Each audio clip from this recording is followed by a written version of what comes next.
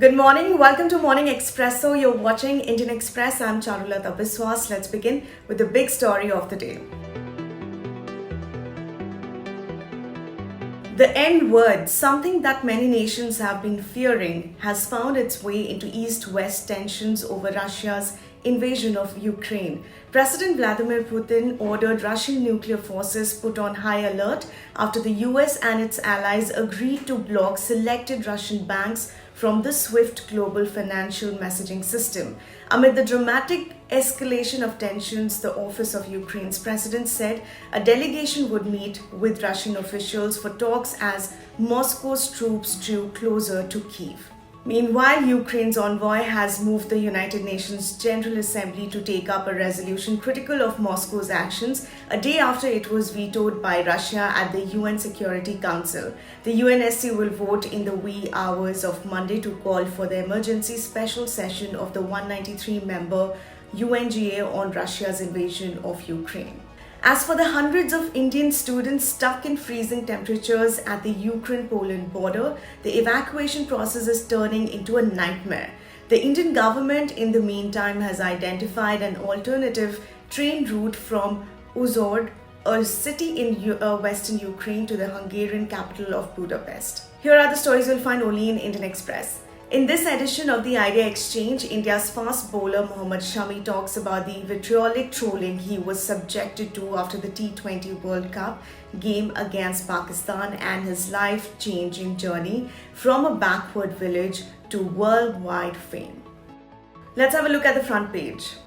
What are dark stores that have mushroomed across the country in the last 6 months? How do they function amid the deluge of small-ticket grocery orders? We take a deep dive into the world of Q-commerce, the 10-minute shopping experience that has taken the online grocery service segment by storm. Here are the must-reads. In an election with few certainties and where caste and religion often dominate discourse, the Labharti Varg, or beneficiaries of government welfare schemes, has become to the BJP an emblem of the double engine it hopes will blunt anti-incumbency. The Indian Express tracked down several beneficiaries, checked their official records to find that most have witnessed several firsts in their lifetimes: a brick and mortar house, a toilet, LPG cylinders, a bank account.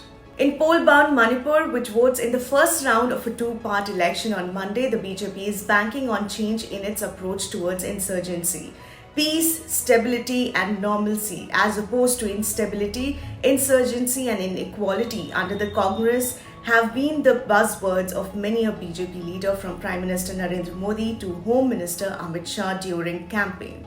On February 17, the much-awaited water taxi service to connect Navi Mumbai and Mumbai was inaugurated by Maharashtra CM Uddhav Thackeray and Union Shipping Minister Sarbananda Sonowal. But in the 10 days since then, operators say the speedboat service has run just 3 trips between the two locations, while the catamaran ferry for mass transport has had no trips at all due to lack of commuter interest.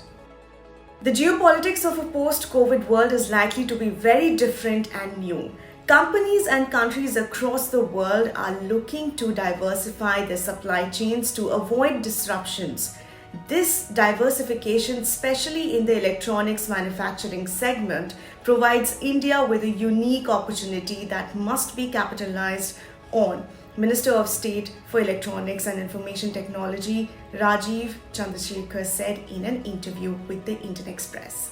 Vishnu Solanki stopped a 4 through a great fielding effort at Vikas Cricket Ground in Cuttack. Much to the cluelessness of his teammates, the player was asked to come to the dressing room by the Baroda team manager as shattering news awaited him. His father had passed away. Solanki has been going through one of the toughest phases of his life. 10 days ago, he lost his newborn when the baby girl died only a day after she was born. And in today's Delhi Confidential, all roads lead to Varanasi this week for BJP leaders, with Prime Minister Narendra Modi going to be there for 3 days to campaign ahead of the last phase of assembly elections in Uttar Pradesh, with BJP campaigners leaving nothing to chance to ensure the party makes an impressive performance in Prime Minister's Lok Sabha constituency. Many leaders have already arrived in Varanasi and could be spotted walking along the ghats. That's a news wrap from my end. For the latest updates, don't forget to subscribe to our channel, The Indian Express. Thank you for watching.